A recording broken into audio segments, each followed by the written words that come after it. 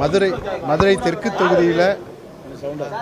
தெற்கு தொகுதியில் நம்முடைய வெற்றி தளபதி அவர்களுடைய ஆணைக்கிணங்க நமக்கு ஒரு அருமையான வாய்ப்பு கிடைச்சிது. அந்த வாய்ப்பு இன்றைக்கி வந்து பார்த்திங்கன்னா மதுரை தெற்கு தொகுதி மக்கள் வரலாற்றில் ஒரு புதிய சரித்திர நிகழ்வை வந்து ஏற்படுத்தி கொடுத்துருக்காங்க. இந்த தருணத்தை உண்டாக்கிய எங்களுடைய தெற்கு தொகுதி மக்களுக்கும் எங்களுடைய கழக நிர்வாகிகள் மற்றும் கழகத்தில் இருக்கும் தோழர்கள் நண்பர்கள் அனைவருக்கும் இந்த தருணத்தில் வந்து மனமார்ந்த நன்றிகளை பாராட்டுறேன். அதே சமயம் வந்து பார்த்திங்கன்னா என்னோட தோளோட தோள் நின்ற எங்களுடைய தெற்கு தொகுதி மக்கள் மட்டும் இல்லாமல் மதுரை மக்கள் அனைவருமே பார்த்திங்க அப்படின்னா ரொம்ப ஆர்வத்தோடு எங்களுடைய தேர்தல் பயணத்தில் வந்து எங்களுக்கு நல்லா வந்து நட்பு பாராட்டி எங்களை வந்து உற்சாகப்படுத்தினாங்க. நாங்கள் ஏப்ரல் 23 அன்றைக்கே நாங்கள் சொல்லியிருந்தோம் கண்டிப்பாக வந்து 20,000க்கும் அதிகமான ஓட்டு வித்தியாசத்தில் ஜெயிப்போம் அப்படின்னு. இன்றைக்கி வந்து பார்த்திங்கன்னா 21,700 சில்லற ஓட்டில் வந்து நாங்கள் வந்து வெற்றி பெற்றிருக்கோம். ஸோ அது வந்து ஒரு முக்கியமான தெற்கு தொகுதியில் ஒரு வரலாற்று நிகழ்வாக நாங்கள் நினைக்கிறோம். ஸோ இதுக்கு வாய்ப்பு கொடுத்த தளபதிக்கு மனமார்ந்த நன்றி.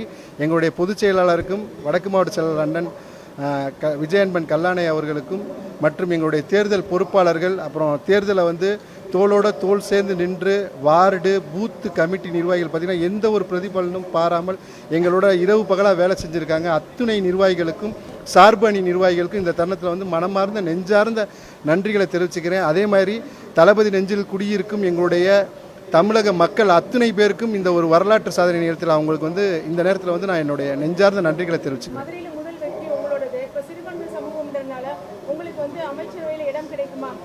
அது எதாக இருந்தாலும் தலைமை வந்து முடிவு பண்ணுறது தான். நாங்கள் வந்து தலைமையோட வழிகாட்டுதல் படி நாங்கள் நடந்துக்கிறோம். தலைமை முடிவு பண்ணுறதை நாங்கள் ஃபாலோ பண்ணுவோம். ஸோ அவங்களுக்கான அடிப்படை பிரச்சனைகள் வந்து நாங்கள் தொகுதி நம்ம பிரச்சாரம் போகிறப்போ வந்து அடிப்படை பிரச்சனைகள் நிறைய சொல்லியிருக்காங்க. முக்கியமாக வந்து இந்த தெருவிளக்குக்கும் சிசிடிவிக்கும் முன்னுரிமை கொடுக்கணும் அப்படிங்கிறது. அதே மாதிரி வந்து இந்த போதைப் பொருட்கள் வந்து நிறைய புழங்குறத ஒரு சில இடங்கள் சொல்கிறாங்க. Black spot area.